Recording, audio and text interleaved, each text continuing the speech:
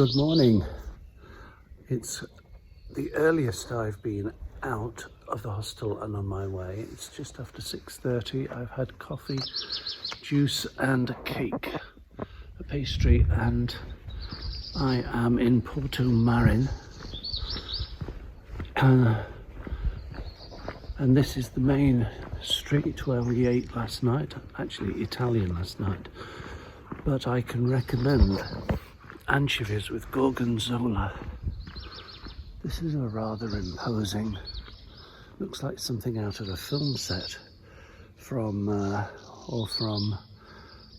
his Dark Materials. It's very imposing, that in this square early in the morning.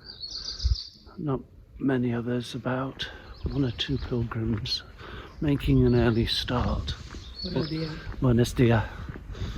And the reason why it's an early start on this particular day, which I think is my 12th day, 11th or 12th, really I genuinely have lost track of the days. And this week has been completely different to the first week in 10 days. And it's because half of Spain, especially young professionals, are in town, or more worryingly, on the Camino. And it's like the blooming M1 from here to Santiago, and all of the albergue hostels are fully booked. So it's first come, first no, it are fully booked, except for the municipal hosteleros, the hostels, auberge. There's the time and the temperature behind me, and this means that if you want to get to bed, you need to get on the road early and to the hostel early enough, because they don't take pre-bookings. That's the point. The municipal hostels, of which there are two at the next town, they don't take advance bookings, so you just it's first come first served. And so I thought, with a snoring man above me, which I found difficult last night, I would get to the hostel probably by about 2 o'clock this afternoon. Wish me well. Bon Camino.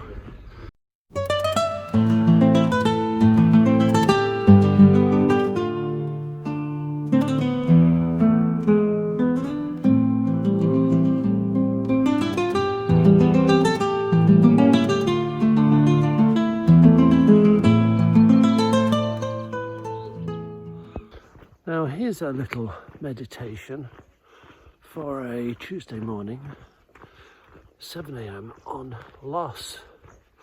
At the end of the film set in South America, a city, a favela in a big city, let's say Rio. At the end of the film, which is quite a violent film, which is not my sort, I saw it at the big cinema some years ago. The title of the film, yes, of course you wanted the title of the film. Amores Perros, which I think either means love your dogs, or I think the real meaning is dangerous loves. And when the credits roll at the end, do you leave or do you sit and read the credits? I most often stay to read the credits, in particular the music credits, which come at the end. So the staff at the cinema are very impatient with me, because they just want to clear up the popcorn and the cups, and I'm still sat there watching the credits to the bitter end. Anyway, at the end it says in Spanish, but this is my paraphrased translation: we are defined by what we have lost. Now, I violently disagreed with that at the time, and in a worldly sense, I don't agree with it. We're not at all defined by what we've lost, more by what we've gained. Certainly in our culture, consumer culture, and education culture. But I don't think, maybe there's a different slant on it, come to think of it. In the spiritual world, we are sort of defined by what we've lost, which is our conditioning, our predispositions, learned from our peers, from our parents, from our teachers, from our culture, from our social media. In other words, we are conformed to the shape of the society that we're in. And in one of Paul's letters, he says, do not be conformed to the way of thinking of this world. So in a way, we, on the spiritual path, are defined by what we've lost or shaken off. Of course, we can't shake it all off. I've just had a coffee and orange juice and a piece of cake at a nice bar in Porto Marin for breakfast before I left, and I'm not going to shake that off. Although I do know people actually on the island of La Palma in the Canary Islands who say, or at least one or two people say, they live on light, they don't need to eat. I haven't quite worked that one out. I'm not discrediting it though. So, in the spiritual sense, we are defined by to what extent we have lost our conditioning, our beliefs. I would say even our dogmas. And we get a lot of comments on the Spiritual Unfoldment YouTube channel, which are very welcome. And in 7 years, I think I've only needed to delete 2 or 3 that were unsavoury. I think it's a really good sign of a healthy community if basically anybody can say what they want to, and anything distasteful usually the community comes down on. So I very rarely have to exercise any editorial control in that respect, which is really good. This way. And because John uses a lot of biblical passages and imagery, which is his conditioning, frankly, from public school especially, he gets a lot of support, or a fan base, from the Christian community, which is perfectly, which is great. And then frequently, often, you get very staccato, I would say uptight messages from, I have to use the expression fundamentalist Christians. You know who I mean, the Bible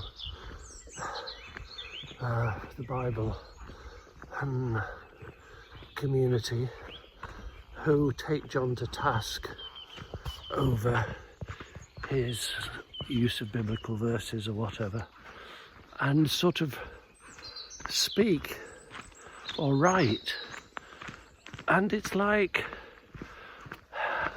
reading automatons or robots or AI bots in this day and age, and trotting out, if I may say so. I'm very, very familiar with Christian lingo,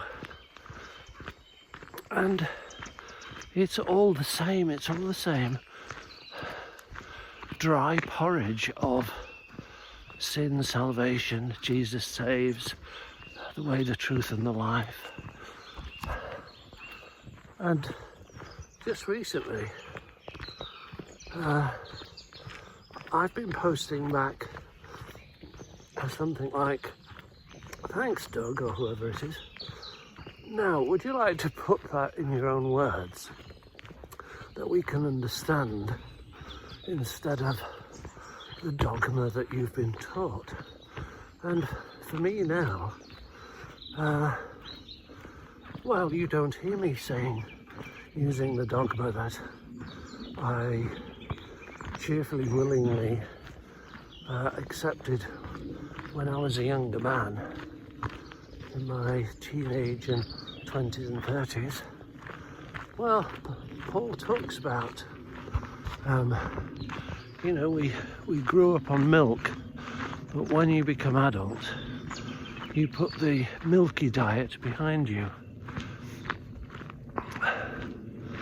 And you have a more substantial diet.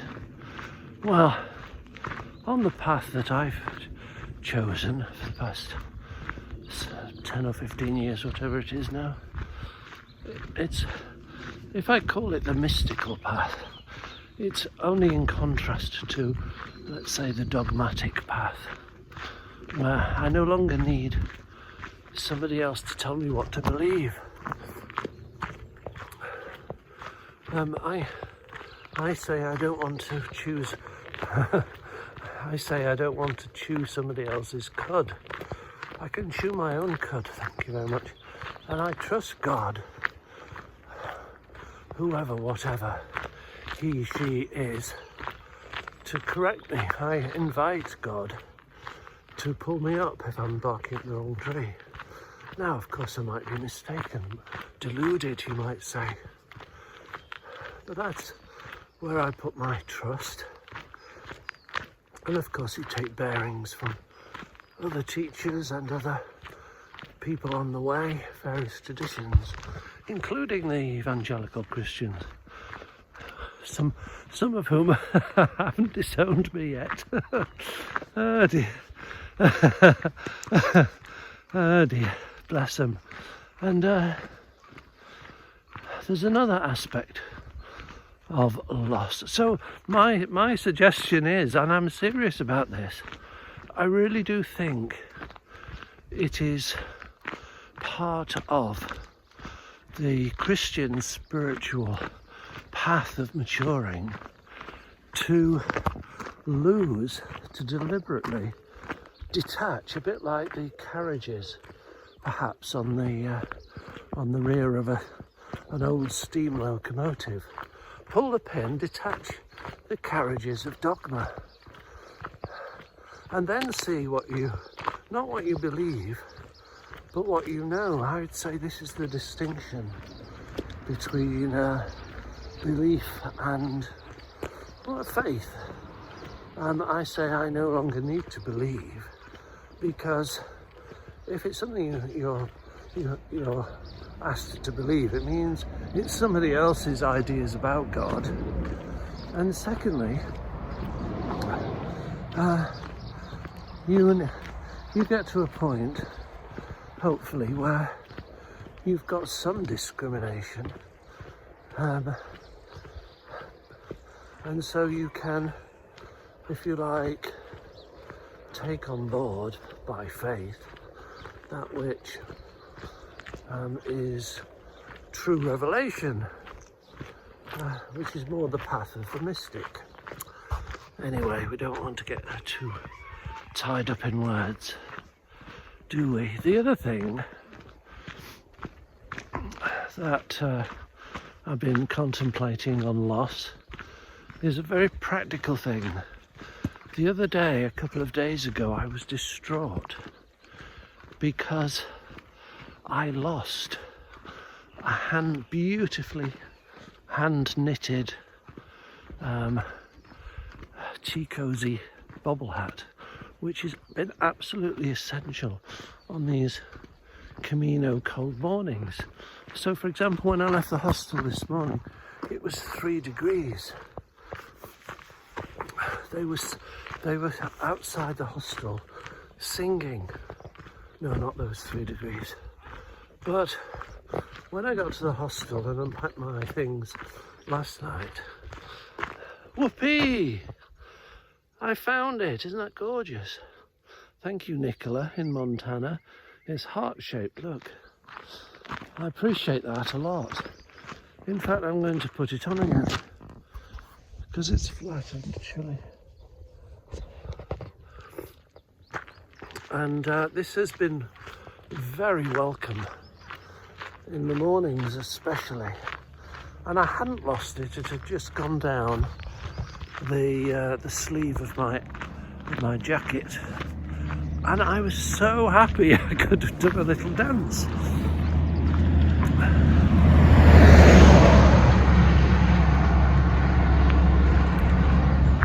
And a similar thing has happened this morning, which has made me very sad and cross with myself.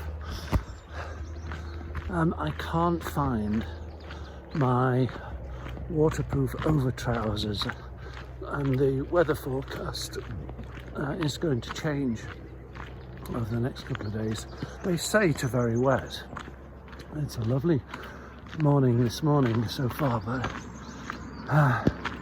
and so I give myself, I'm my own worst critic, and I give myself such a hard time for being foolish enough to lose my over trousers. It was the not having over trousers on a day of rain on the last day into Burgos a few years ago in teeming rain that I nearly died. So it has connotations. I'm not being namby-pamby about it. And what I'm half hoping, half expecting when I get to the other end, when I unpack my bag again, is that I will have put my over trousers in a pocket of my backpack, and I've just forgotten which one, and I've not looked in it yet. Fingers crossed. But I don't know how you cope with such little disappointments, especially of your own making. I was almost distraught.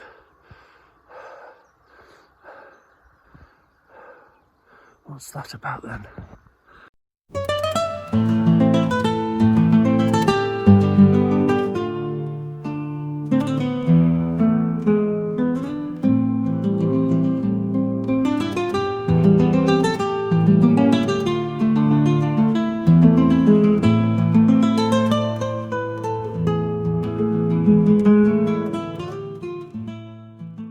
Here there are 2 of these stone and wood on stilts constructions. I think it must be to do with the family grave, I think so. Anyway, it's 9 o'clock now on I think it's Tuesday morning, and the path is full of pilgrims. I've been walking for nearly 3 hours already, and so I am looking for a coffee stop just as a pick-me-up, but just to, I suppose, get out of the rain. It's going to be like this, raining, it seems, for the rest of the day, and so it is.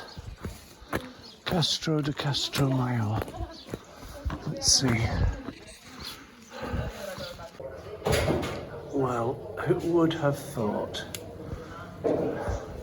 Late March in northern Spain. It's snowing. Let's see who's going by. I've stopped. As soon as it started snowing, I stopped for orange juice, coffee and a bacon butty. Making the most of it inside.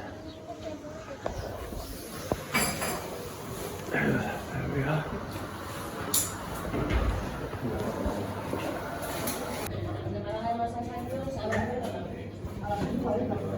Perfect breakfast, albeit 3 hours after starting walking. Well, we're getting there, folks. Just less than 80 kilometers to Santiago. And that, I have to tell you, is very pleasing on the first wet morning. And it's not bad at all. We've got the right gear. And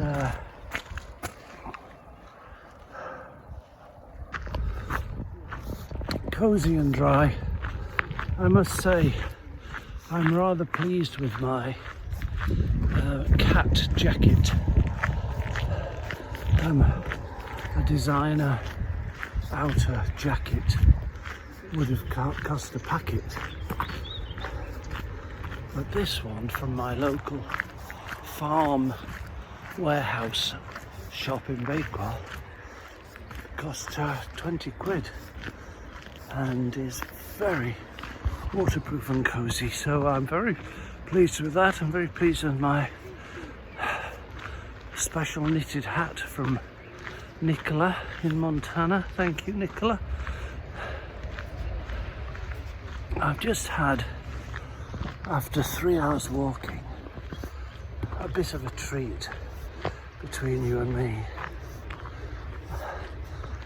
The main cafe bars were packed and I just kept on walking and followed my nose, which was true.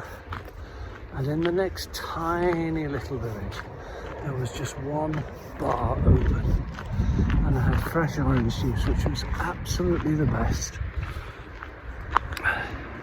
Cafe con leche. And I asked her if she would do me a hot bacon sandwich, which she did. And that was at about 9:30, about an hour ago now. And we're all zipped up and dry, so we press on towards our goal, which today is about another 10 or 12 kilometers. 3 signs. What do they mean? Well, from the left, the clamshell is the sign of the Camino. On the right is the Christian cross. And in the middle is the Holy Grail. Oh yes, because this little chapel was once owned or managed by the Knights Templar, who were big around here. They had a top 10 hit in 1235 with All Around the Camino, and they erected little chapels like that to celebrate. Well, to celebrate, I'm guessing, the secret of the mystery of the chalice and Mary Magdalene. I think that's part of it. What do you think of the Holy Grail? Buen camino.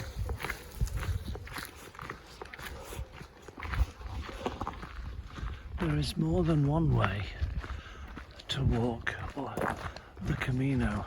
In his case, ride the Camino, and that is in reverse. Looks like he's doing a reverse Camino from Santiago to wherever he fancies. Just ahead of us, you can't see now, I wasn't quick enough. There's a walker, a pilgrim with dog, and the dog has got outdoor gear on. Each to their own.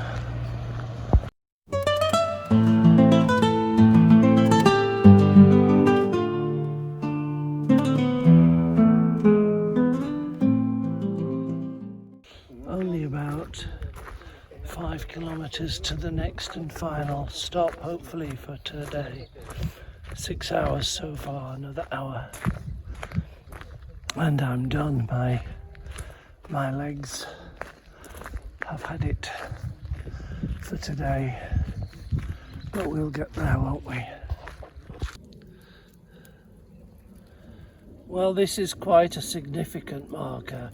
Just under 70 kilometres to Santiago, final destination. Significant for two reasons. It's doable now in 3 days, and I've got, if I want them, I've got 4 days. So I could choose to have a rest day even in the last 4 days, and I may very well do that tomorrow because it's been quite tough today. As you can see, there's a lot of water on the ground, and that's because it's been raining heavily just in the past hour, and we are all soaked.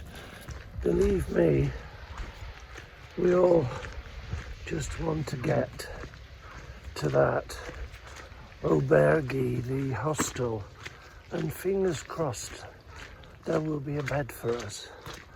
And if it looks and sounds like I need it, you'd be right. Nearly there. About 1 more hour, 4 kilometres or so, that's all.